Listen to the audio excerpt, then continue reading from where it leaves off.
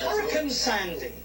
Now, 130 people lost their lives, $62 billion in damage, 72,000 homes destroyed in New Jersey alone, and you voted against Hurricane Sandy relief. And I'm quoting you, sir. You were quoted as saying, "I'm not convinced that it was needed." What would have satisfied your threshold of need, sir? Would it have been 500 dead, 1,000 dead, 5,000 dead? What is it that satisfies your expectation of deaths that means that you would have voted for relief for the millions of people affected by Hurricane Sandy? Hey, Martin, some of that money wasn't going to be spent for 5 years. What happens in Washington, D.C. is they say you got to authorize it today because it's an emergency, when most of that money wasn't going to be spent for 2, 3, sometimes 4 years. I understand that, sir, but you said you were not convinced that it was needed. You were not convinced that it was needed. I'm asking you the question. As of today, FEMA still has money left to spend today. What threshold of deaths, how many deaths do you need? You know, it's not about deaths. Well, there were 100. Spending the money didn't bring anybody back to life. You know that, Martin. But the question is, do we borrow that money from the future and spend it today? All I said, and conservatives said, is if you want to spend that money, find a way to make cuts in our current programs. You can't continue to borrow money every single day like you want to do, apparently. No, and the President of the United States wants to. How would you like to pay for your $55 billion, Mr. Bashir? Did you want to pay for that or not? And you're telling me that you want to borrow the money from children and grandchildren and force them to fund your spending. Please don't impose decisions on myself. I have no powers. Well, please don't do the same to me, Martin, as well. Because what you just said was imposing on me. You said you were not convinced it was needed.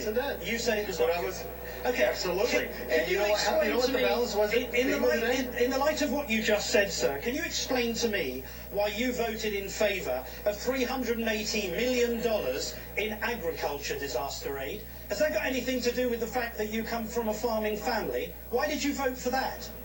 That had to do with my district, and you know what we did, which is different than Sandy, is we actually cut somewhere else in the budget. Nonsense. That's what we're proposing here. If you want to raise spending in one place, at least cut it somewhere else. But sir, and so get your Hurricane Sandy was a once-in-a-lifetime event. That's what the federal government exists to respond. It was a once-in-a-lifetime event. Nowhere in the Constitution. Why do you vote for agriculture disaster aid, but you will not vote for that bill in the House that provided relief? Mr. Bashir, you missed my answer. What I said was this. I actually voted to cut spending in another ag program and moved it over here. It wasn't new spending like you're proposing. Nonsense. For Sandy. And in Sandy, we found out FEMA still had money until February, maybe March, that they hadn't spent yet.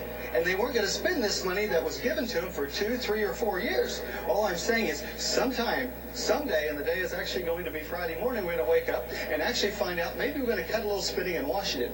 2% is not much of a cut. But the president wants to cut particular programs that are painful. Why doesn't he start with his free cell phone program? $2.2 billion. No, he won't cut that. But he should do that. It's his responsibility to make certain these funds are used in the best way possible. Congress. Wow. Wow. Where to begin? All right. So the Republicans wonder why they are incredibly unpopular and viewed as incredibly extreme.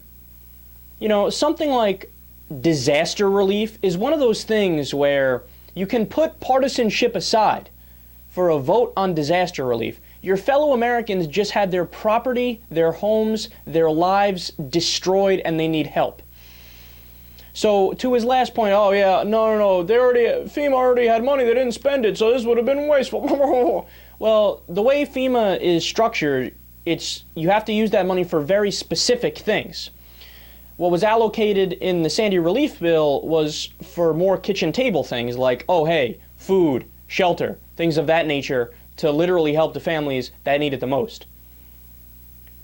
No, the Republicans are absolutely out of their minds. So he says, I love how Bashir catches him in the hypocrisy and says, well, you voted for relief in your state when it came to disaster there. He goes, no, but then we offset it with other cuts. No, they didn't. That's not how those bills work. You don't have in the same bill oh, we do relief here, but then we'll offset these other cuts. They never do it like that. That's never how it's done. Absolute nonsense, absolute made up. It's a way to try to pivot and get responsibility off of himself. So 67 Republicans voted against Sandy aid. Of that, 37 of them voted for disaster aid for their own states when they needed it. That's the clearest example of hypocrisy. There's no sidestepping that. There's no lawyering your way around it. You're a hypocrite and a moron if you vote like that. And by the way, the last thing on this, and then we'll move forward, but just to show you how disingenuous these people are, here, let me try to paint how credible these Republicans are, including Tim Huelskamp here. When they passed the first part, because they passed the Sandy aid in two parts, when they passed the first part, Paul Ryan released a statement saying, oh, look, he voted no on it. He said, I totally would have voted in favor of it if it wasn't for the fact that there is so much pork associated with it, and you can't even tell the difference in the bill between what's allocated for actual help and what's allocated for pork, because it's so much wasteful spending in the bill. You know how many pages the bill was? 1 page. You know how much pork was associated with it? Tagged on there? Not a single penny.